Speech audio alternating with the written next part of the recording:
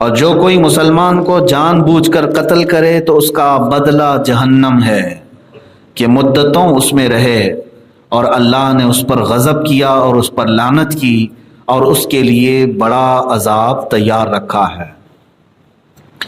یہاں احکام شریعت ہے، یہ آیات اور ان کے ترجمے میں نے آپ کے سامنے رکھے۔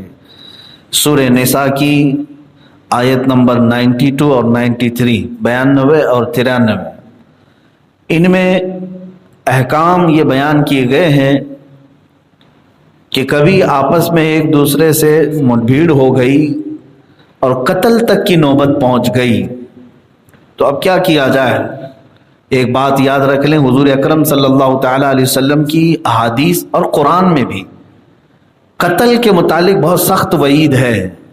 کسی کا بھی مرڈر کرنا، قتل کرنا مسلمان کا، یہ ایک بہت بڑا گناہ ہے۔ سباب المسلم فسوق وقتالہ کفر، صحیح حدیث ہے۔ اللہ کے نبی صلی اللہ علیہ وسلم فرماتے ہیں مسلمان کو گالی دینا فسق ہے، مسلمان کو گالی دینا فسق ہے، وہ قتالہ کفر، اور اس کا قتل کرنا کفر تک لے جائے گا۔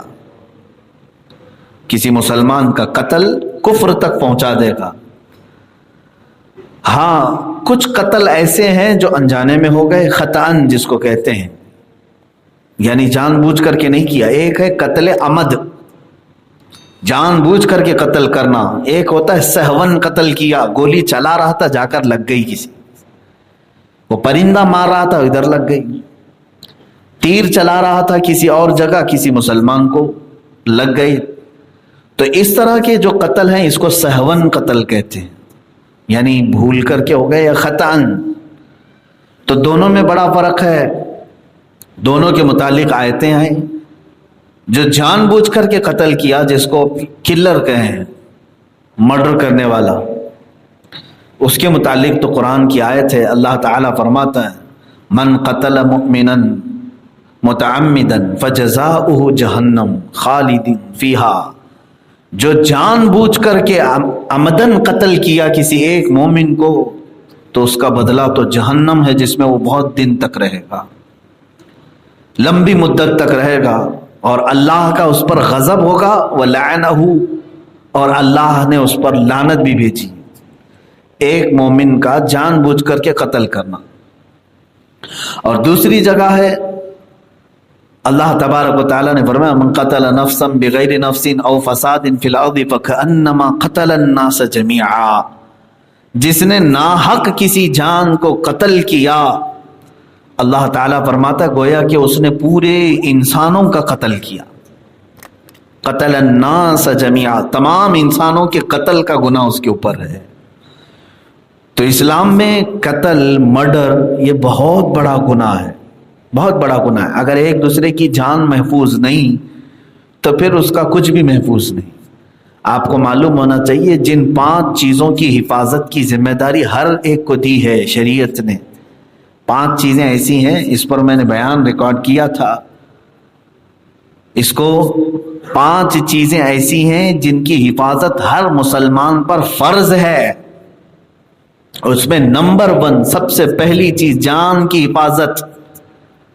آپ کو اپنی جان کی حفاظت کرنا فرض ہے، اور اس جان کو بچانے کے لیے کئی اوقات ایسے بھی ہیں جہاں حرام کو بھی تخفیف کر کے آسان کر کے دے دیا گیا ہے، جیسے قرآن پاک میں فَمَنِ اضْطُرَّ غَيْرَ بَاغٍ وَلَا عَادٍ فَلَا إِثْمَ عَلَيْهِ، خنزیر کا گوشت تم پر حرام ہے، مردار تمہارے لیے حرام ہے، شراب تمہارے لیے حرام ہے، لیکن جان جا رہی ہے کسی ایسی جگہ پر ہے کہ قطرہ 2 قطرہ ڈالنے سے اس کی جان بچ سکتی ہے تو اس کو حلال فرمایا گیا۔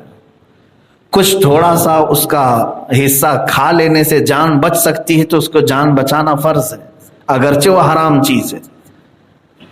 یہاں تک کہ اللہ تبارک و تعالیٰ نے یہ بھی فرمایا، یہ 14ویں پارے کی آیت ہے، من کفر باللہ من بعد ایمانہ الا من اکرہ وقلبہ مطمئن بالایمان، کوئی شخص ایسا مسلمان جو قید ہو گیا، اس کی گردن پر تلوار رکھی گئی ہے، اس کی جان جانے والی ہے، اس کو قتل کیا جانے والا ہے، مجبور کر دیا گیا، اور یہ کہا گیا کہ تو کلمہ کفر کہہ دے، تو زبان سے اس نے کلمہ کفر کہہ دیا، وَقَلْبُهُ مُطْمَئِنٌ بِالْإِيمَانِ، اور قرآن کہتا ہے اگر اس کا دل ایمان پر جمع تھا تو اللہ تبارک و تعالیٰ اسے معاف فرمائے گا۔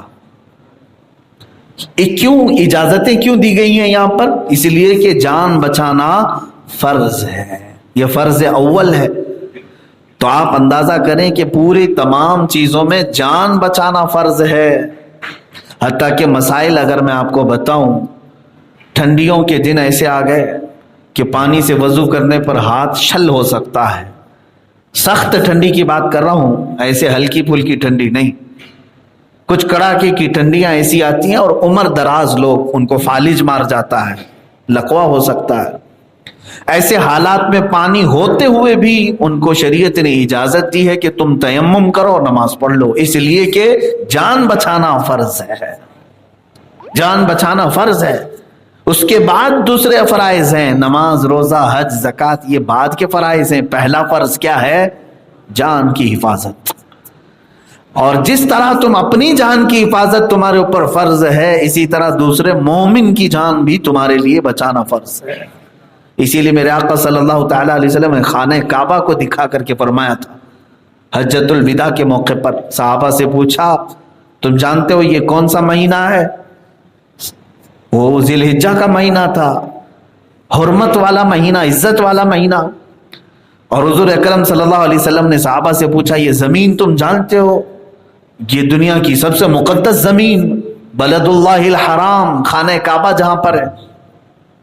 پھر یہ گھر کو دیکھے ہو تم، خانہ کعبہ، اللہ کا سب سے پاکیزہ گھر۔ اب سنو، تین باتیں اس میں آئی ہیں۔